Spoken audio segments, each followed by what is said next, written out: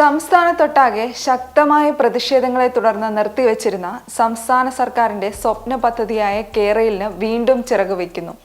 കേരയിൽ മാറ്റങ്ങളോടെ നടപ്പിലാക്കാൻ സംസ്ഥാന സർക്കാരിന് നിർദ്ദേശങ്ങൾ നൽകുമെന്ന് മെട്രോമാൻ ഇ ശ്രീധരൻ പറഞ്ഞു. റെയിൽവേ വികസന പദ്ധതികളിലെ തടസ്സങ്ങൾ ചർച്ച ചെയ്യാൻ കേരള സർക്കാരിന്റെ പ്രത്യേക പ്രതിനിധി KV തോമസുമായി ഇ ശ്രീധരൻ നടത്തിയ ചർച്ചയിലാണ് ഇക്കാര്യം പറഞ്ഞത്. പദ്ധതിക്കെതിരെ കടുത്ത നിലപാടായിരുന്നു നേരത്തെ ഇ ശ്രീധരന് ഉണ്ടായിരുന്നത്. കേരളയിൽ നിലവിലെ രീതിയിൽ പ്രായോഗികമല്ലെങ്കിലും മാറ്റങ്ങളോടെ നടപ്പിലാക്കാം എന്നാണ് ഇ ശ്രീധരന്റെ ഇപ്പോഴത്തെ നിലപാട്. ഇക്കാര്യത്തിൽ സംസ്ഥാന സർക്കാരിന് ഉപദേശം നൽകുമെന്നും അദ്ദേഹം പറഞ്ഞു. ഹൈസ്പീഡ്, സെമി സ്പീഡ് ട്രെയിനുകൾ കേരളത്തിന് ആവശ്യമാണ്. അണ്ടർഗ്രൗണ്ട്, എലിവേറ്റർ രീതിയിൽ പദ്ധതി നടപ്പിലാക്കുമെന്നും ശ്രീധരൻ പറഞ്ഞു. ഇങ്ങനെ വരുമ്പോൾ ചെലവും സ്ഥലവും ഏറ്റെടുക്കലും കുറയുമെന്നും ഇക്കാര്യങ്ങളടങ്ങിയ നിർദ്ദേശങ്ങൾ KV തോമസ് വഴി സർക്കാരിന് സമർപ്പിക്കുമെന്നും ശ്രീധരൻ പറഞ്ഞു.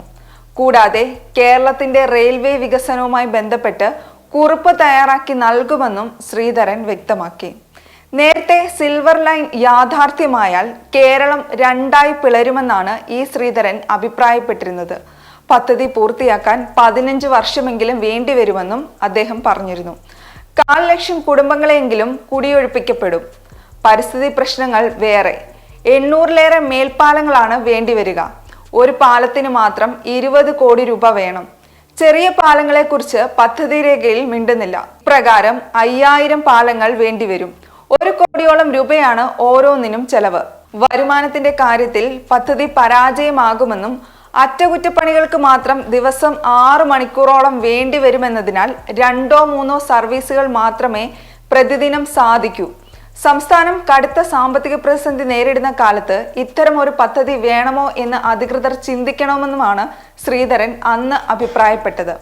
അതേസമയം BJP പാർട്ടി പദ്ധതിയെ ശക്തമായി എതിർക്കുന്ന സാഹചര്യത്തിലാണ് ശ്രീധരൻ കേരളയിൽ മുൻ നിലപാട് മാറ്റി പറഞ്ഞിരിക്കുന്നത്. രാഷ്ട്രീയ മാറ്റത്തിനുള്ള നീക്കമാണോ ഇതെന്നും സംശയിക്കേണ്ടിയിരിക്കുന്നു.